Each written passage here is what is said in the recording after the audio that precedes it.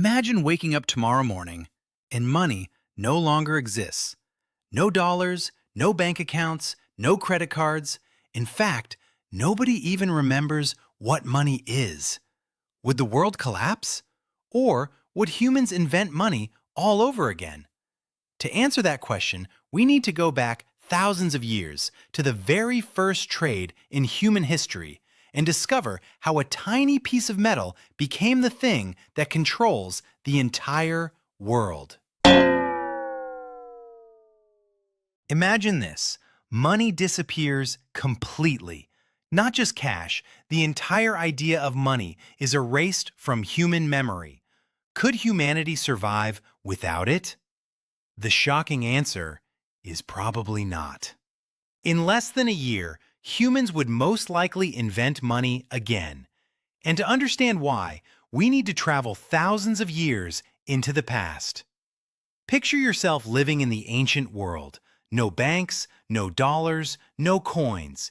If you wanted to survive, you had to grow your own food. But there was one huge problem. You couldn't grow everything. Maybe you grew turnips. Your neighbor grew potatoes. So what did people do? Simple. I'll trade you some turnips for some potatoes. And just like that, the first form of trade was born, bartering. But barter had a massive flaw. Imagine this. You have turnips. You need wheat. But the farmer with the wheat? He hates turnips. That means you need to find someone who has wheat and also wants turnips.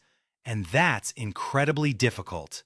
Even worse, turnips rot, which means their value dies with time. That's when humans started searching for something better, something that wouldn't rot, was easy to carry, and valuable to everyone. In some regions, people even started using weapons as currency. Spears, arrows, swords. Yes, people literally bought and sold things using weapons. Imagine walking into a market where everyone is carrying spears like they're heading into battle.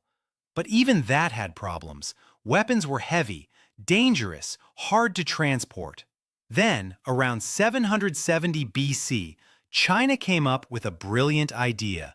What if we made smaller versions out of bronze? So they created tiny bronze replicas of weapons, one of the earliest forms of metal currency in history. But there was still a problem. They were sharp, uncomfortable to carry, and sometimes even dangerous. Then came one of the greatest financial decisions in human history, the circle. No sharp edges, easy to carry, simple to use. And by 618 BC, the first round metal coins began appearing in the form we recognize today. Then, about 100 years later, paper money entered the story, and centuries after that, we arrive in 1776, the year America gained independence from Britain. Soon after, America printed its first green banknotes, the same green dollar the world recognizes today.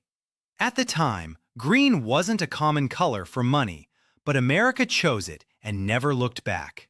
Since then, money has continued to evolve, but strangely, the core idea never really changed. A coin, a piece of paper, or now, just numbers on a screen. The real evolution happened in how money is protected. Countries developed insanely complex techniques to stop counterfeiting. Special inks, watermarks, security threads, microscopic engravings. Because if anyone could print fake money, they could damage an entire nation's economy.